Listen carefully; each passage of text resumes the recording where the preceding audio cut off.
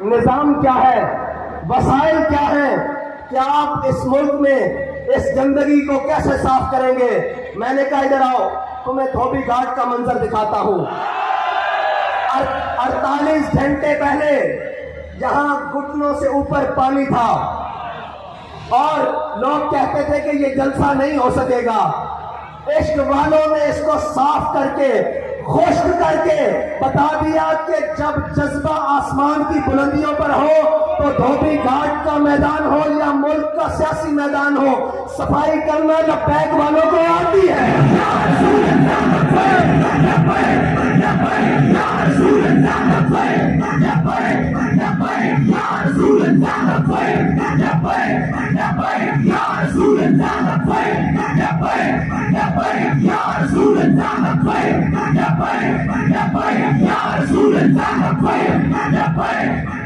اور جہاں ریاستی محکموں کی مشینریاں ناکام ہوتی ہیں،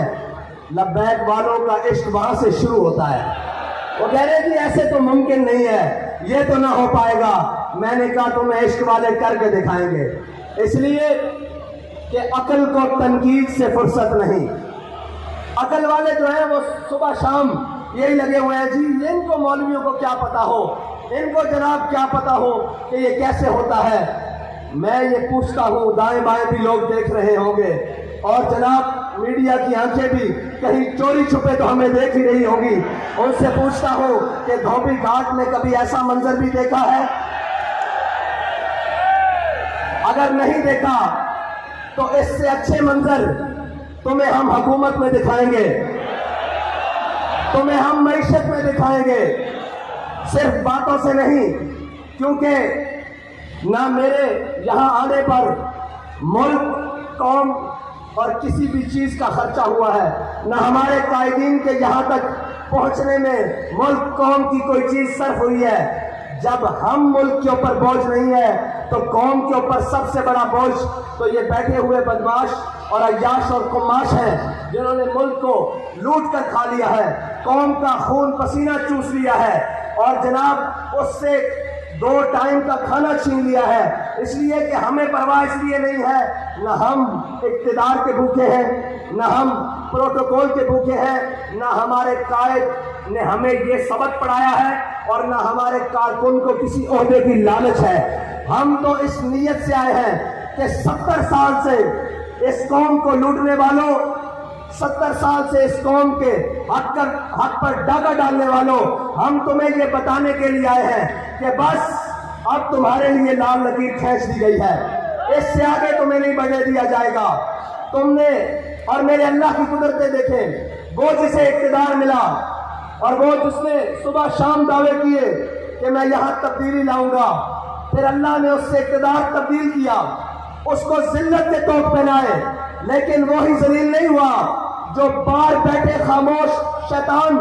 خاموش تماشائی بنے رہے۔ حضور سید عالم صلی اللہ علیہ وسلم کی عزت کے مسئلے پر، حضور سید عالم صلی اللہ علیہ وسلم کی ناموس کے مسئلے پر جو خاموش تماشائی بنے رہے، اللہ نے انہیں بھی اقتدار میں لا کر ذلت کے سارے طوق پہنا دیے ہیں اور یہ بتایا ہے کہ عزت اسی کی رہے گی جو میرے آقا کریم اور میرے نبی کی عزت کی بات کرے گا، اور جو حضور کی عزت کے پرچم کو بلند کرے گا عزت اسی کی ہوگی، اور انشاءاللہ اقتدار میں بھی آ کر سرفراز اور فخر مند وہی رہے گا جو جناب حضور سید عالم صلی اللہ علیہ وسلم کی ناموس کی بات کرے گا۔ اور ابھی بہت سارے میدان پڑے ہیں، تم یہ کہیں نہ سمجھ جانا کہ ہم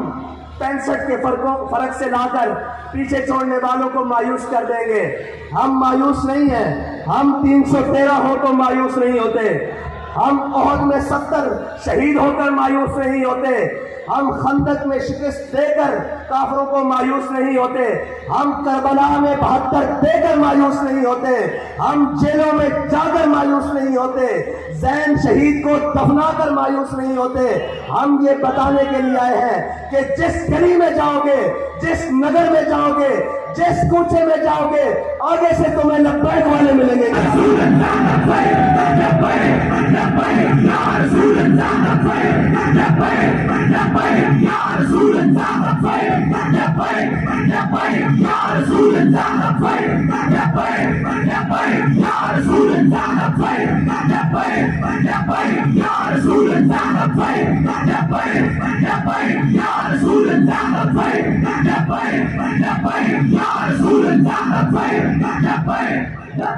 IMF کے آگے قوم کو گروی رکھنے والوں، IMF کے آگے قوم کا عزت اور وقار بیچنے والوں، اپنے محلات کو تزئین و آرائش سے آراستہ کرنے والوں، لوگوں کو تو یہ بتایا جاتا ہے کہ جب میرے آقا و مولا صلی اللہ علیہ وسلم دنیا سے تشریف لے گئے، سارے بتاتے ہیں، عمل نہیں کرواتے، کہتے ہیں کہ جب ہمارے آقا و مولا صلی اللہ علیہ وسلم دنیا سے تشریف لے گئے تو آپ کی ذرہ یہودی کے ہاں رہن رکھی ہوئی تھی۔ میں نے کہا جب میرے آقا کی ذرہ یہودی کے ہاں رہن تھی، قوم کی عزت اور وقار تو رہن نہیں تھا، تم قوم کے عزت اور وقار کو رہن رکھ کر خود عیاشیاں کرتے ہو۔ رکھواؤ بنی گالا IMF کے ہاں رہن رکھواؤ، اور اس کے بعد جناب بلاول ہاؤس رکھواؤ بنی گالا کے ہاں رہن، اور جناب اس کی شورٹی پر قرض لو ملک کے لیے،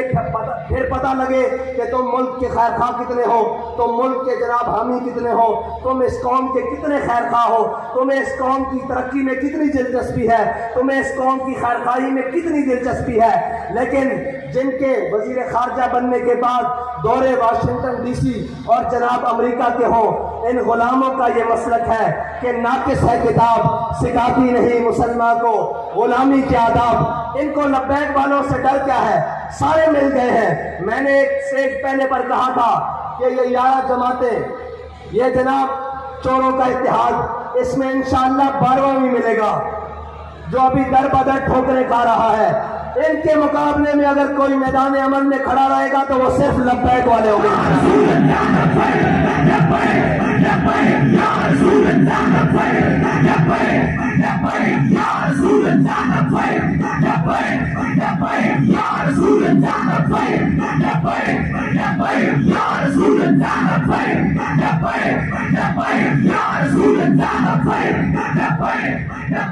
آپ کو سمجھ آ جانی چاہیے کہ لبیک والے اس ملک سے گندے نظام کو کیسے صاف کریں گے، اس لیے کہ ہمارے قائد نے ہمیں بتایا ہے کہ تم نے اس گندے نظام میں ہاتھ نہیں دھونے، پاؤں نہیں دھونے، اور اس گندے نظام کے اندر اترنا نہیں، بلکہ اس گندے نظام سے اس گند کو صاف کرنا ہے۔ اس کا طریقہ کار ہمارے قائد نے ہمیں بڑا سادہ بتایا ہے کہ کبھی مال و دولت اور کبھی شہرت کے پیچھے نہ بھاگنا، اور کبھی اس اللہ اور اس کے رسول کی بارگاہ سے نظریں ہٹا کر لوگوں کی طرف مت دیکھنا۔ میں آج یہ کہتا ہوں کہ مجھے بتائیں، کوئی سوچ سکتا تھا کہ اس میدان میں لبیک والے بھی ایسے آئیں گے؟ لیکن لبیک والے آئے اپنی عزت گروی رکھوا کر نہیں، آپ کی عزت مزید بڑھوانے کے لیے، اور یہ بتانے کے لیے کہ مر جائیں گے، ظالم کی حمایت نہ کریں گے، احرار کبھی ترک روایت نہ کریں گے، نہ ہم شیخ، نہ ملا، نہ مصاحب، نہ لیڈر جو خود نہیں کرتے وہ ہدایت نہ کریں گے۔ ہم وہ نہیں ہیں جو کمروں میں بیٹھ کر ویڈیو لنک خطاب کریں اور قوم سے کہیں کہ تم روڈوں پر آئے۔ ہم وہ ہیں کہ جو ہر میدان میں کارکن سے آگے ذمہ دار سے آگے کارکن سے آگے ہمدرد، ہر کوئی آگے کھڑا ہوتا ہے کہ یا رسول اللہ آپ کے نام پر میری جان قربان، اس نظریے پر میری جان قربان، میرا مال قربان، میری ہر چیز قربان۔ ہم وہ نہیں ہیں جو آن لائن خطاب کر کر کہیں کہ میں تو تمہارے ساتھ میدان میں نہیں ہوں، تم آؤ، اور ہم وہ بھی نہیں ہیں جو ڈی چوک سے 2 کلومیٹر پیچھے قوم کا سودا کر کے گھر آ کر کہیں کہ مجھے خطرہ تھا کہیں ایسا نہ ہو جائے۔ بابا جی کہا کرتے تھے کافر کی موت سے بھی لرزتا ہو جس کا دل، کہتا ہے کون اسے مسلمان کی موت مر۔